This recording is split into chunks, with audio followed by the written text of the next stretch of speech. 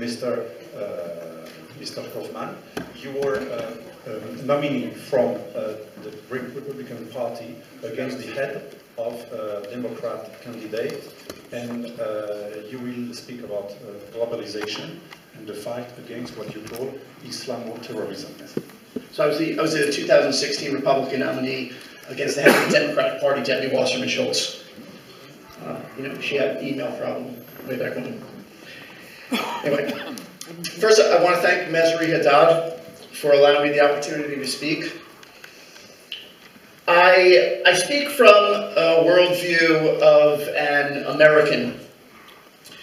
We are here in Paris, and of course, Paris has its own identity, its own culture. I grew up in New York, also a place with its own identity, its own culture. We never want these identities to be destroyed. And it is my view that globalization indeed destroys our identities, the identities of the West. Now, sure that there are some good things about globalization. Globalization allows us to interact with the rest of the world. Globalization allows us to understand a good part of the world. Globalization allows us to trade with the rest of the world. Although my esteemed President Donald Trump is right in saying that many times that trade is imbalanced. But on a negative, globalization can destroy a culture, because with globalization, many times you are forced to adapt to, indeed, even adopt cultures that may run counter to your identity, to your culture. In fact, they may be your enemies. And one of these enemies, which has been mentioned throughout this conference, is Islamism. Islamism is a political movement. But more so than that, Islamism is a way to use the religion of Islam in a manner that spreads bigotry and violence throughout the world. And not just against non-Muslims, but primarily against Muslims themselves. I want to mention to you, I want to mention to you, there's two strains of Islamism. So, in one sense, you have Islamists that push violence, that spread violence, the terrorists. All of us can agree that acts of terror are wrong. Certainly everyone in the West agrees that acts of terror, things like beheadings and suicide bombings, are wrong. In fact, what happened maybe a week or so, in the past week or so, in Paris, in London, in Belgium, these things are part of this violent movement. But there is another Islamism that does not preach violence. Indeed, this Islamism tries to peddle itself off as a movement of peace. And because of this, many of those in our society, in Western society, in liberal society, embrace this movement, this Islamist movement. We have that in the States, in the United States we have this movement. I don't know if any of you have heard of CARE, or the Council on American Islamic Relations. Groups like CARE, ISNA, ICNA, MOS, the MSAs. These organizations are, to a great extent, embraced by society. They do not preach violence, yet they agree on the same ideology as those who do preach the violence, what we call radical Islam. In fact, all of these organizations are considered by many to be mainstream. They are mainstream Muslim organizations. In fact, in the United States, they speak for the Muslim community. But yet, every one of these organizations has their roots in the Muslim Brotherhood. In fact, a good percentage, the vast majority of the mosques, of the children's schools, the madrasas inside the United States also have their roots in the Muslim Brotherhood. So I want to, and they're unfortunately embraced. So I want to just give a few examples of my own research. I do writing for a front page magazine run by the David Horowitz Freedom Center, and I want to give a few examples of this embrace of those who I consider to be threats to society, not necessarily terrorists, but those who embrace the terrorist ideology. One of the individuals, his name is Sofian Abdelaziz Zakat. He is the head of an organization called the American Muslim Association of North America. Indeed, this group, AMANA, or the, again, American Muslim Association of North America, this group is an umbrella organization for at least a dozen mosques running up and down South Florida. This individual says that Hamas is on his head and in his heart. In July of 2014, he organized a pro-Hamas rally outside of the Israeli consulate in Miami, where the people repeatedly screamed, "We are Hamas, let's go Hamas," and excuse my language, but Hamas kicked your ass. This individual repeatedly refers to Jews as pigs and monkeys. This individual has spread material on social media talking about how the Holocaust was a fraud. This individual himself was the vice president of a Hamas-related charity that was shut down in 2005, and yet this individual is also on the board of directors of anti-crime organizations. He's on the board of directors of Citizens Crime Watch in Miami, and he's on the board of directors of Crime Stoppers of Miami. And unfortunately, these organizations seem to not care about this individual's background or what this individual preaches. Another individual is an individual by the name of Maulana Shafayat Muhammad. He runs an Islamic center called Darul Uloom in Pembroke Pines, Florida. He is part of the Deobandi movement of Islam. The Deobandi movement, it started in his school, India Deoband. Indeed, many Taliban leaders were schooled in the Deoband. It is a radical movement within Islam.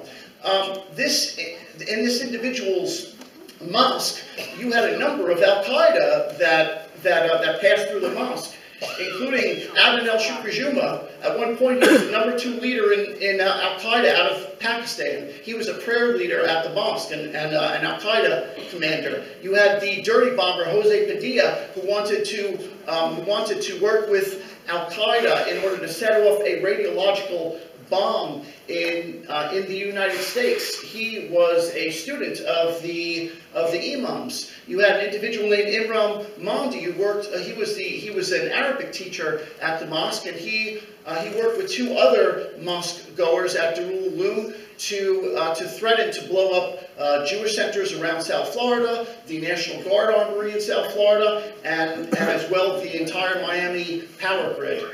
They, thank God, are in prison today. So what's at the point? So What's the point? Well, I'm giving it. Well, this individual, Maulana Shafayat Muhammad, he himself was thrown off a number of Broward County boards for his extreme rhetoric against homosexuals. This individual, Maulana Shafayat Muhammad, like the individual that I mentioned before him, the point is this individual gets to speak at the annual functions for the Democratic Party. He is embraced by the Democratic Party. In fact, he was the warm-up act for President Bill Clinton in 2014. There's one other individual I want to mention, because it's not just the Sunni movement that is a threat, but also in the Shiite movement as well. There was an imam named Muhammad Ali al-Fawami who we translated something that he wrote in Arabic, where he stated that he was, and this is in the United States, in Florida, that he was recruited into Hezbollah in 1982. This was a year before the Marine barracks were bombed in 1983. This is an individual who is in communication with his nephews who are located in Syria. They're full-blown members of Hezbollah. Yet this individual is also a leader in the entire Shiite community in the United States. Unfortunately, these individuals are embraced by our society in the United States. Many times people ask me, how do you defeat radical Islam? How do you end terrorism? And I would say to you that first of all, it's a very difficult proposition because there are so many individuals involved. Now you cannot defeat this movement militarily.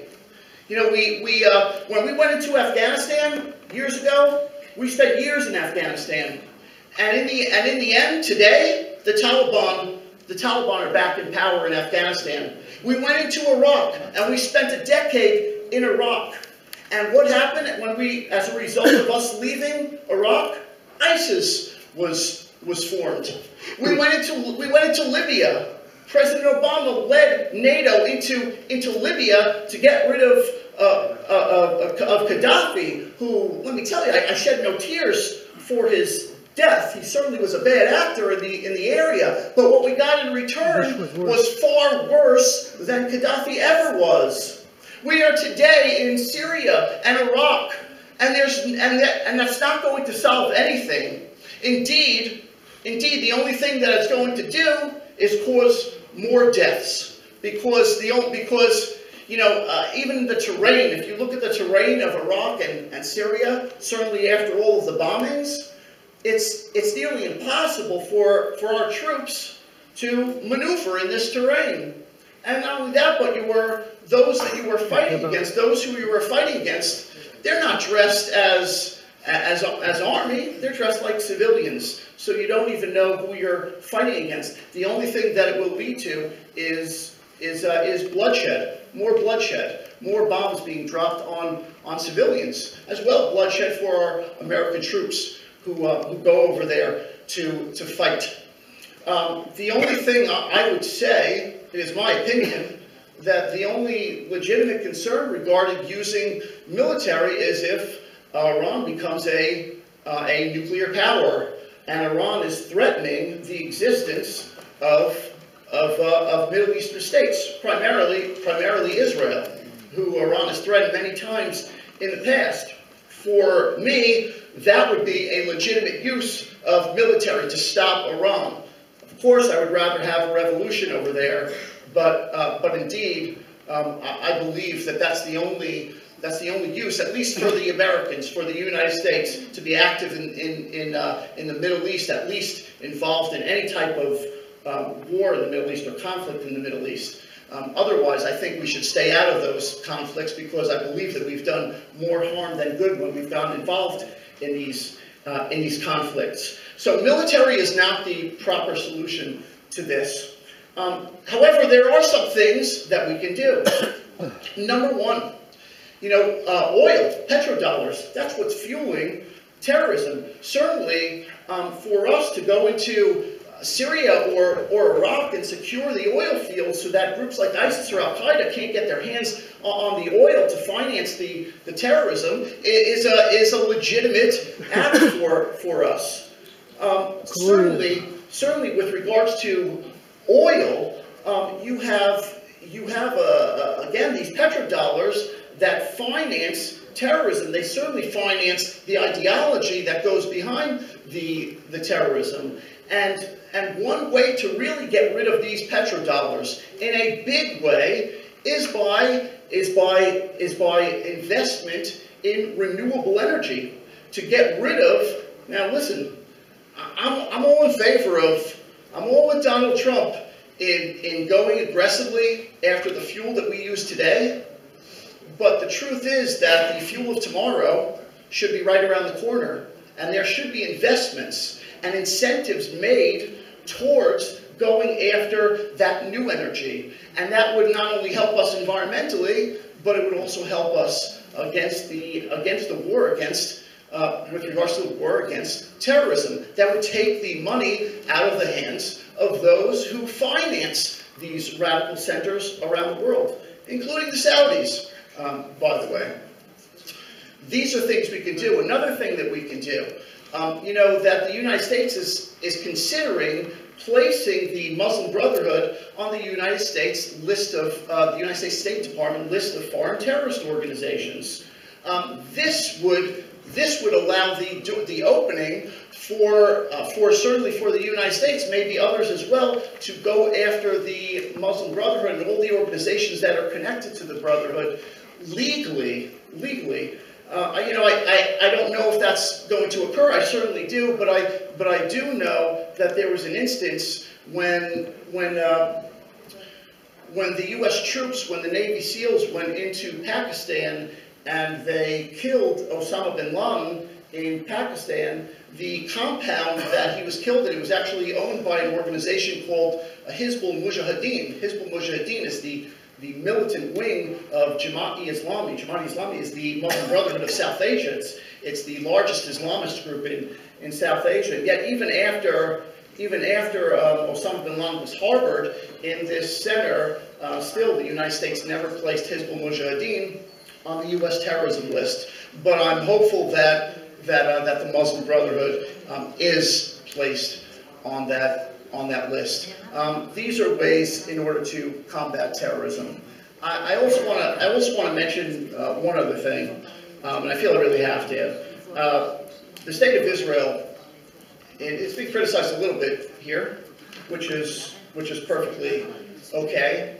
But I want to say something to my Russian friends, and I certainly hope that the United States becomes friendly with Russia. I think that there is an opening for that to happen, certainly with President Trump. If the U.S. media doesn't, you know, if at least the U.S. media allows that interaction to take place without attacking Trump as much as they do. But I would say to my Russian friends that Israel is protected by the United States unconditionally. There is unconditional support from the U.S., and it's a support on many grounds, including religious grounds for the U.S. And indeed, Iran is a mortal threat to the state of Israel. Oh. And so what I would say to my Russian friends, indeed anyone that wishes to become more of a friend to the United States, if you want to become a friend to the United States, then do not support Iran, because that will pretty much end that friendship, and it will never allow it to happen. So anyway, I thank you so much for your time. Thank you. Thank you.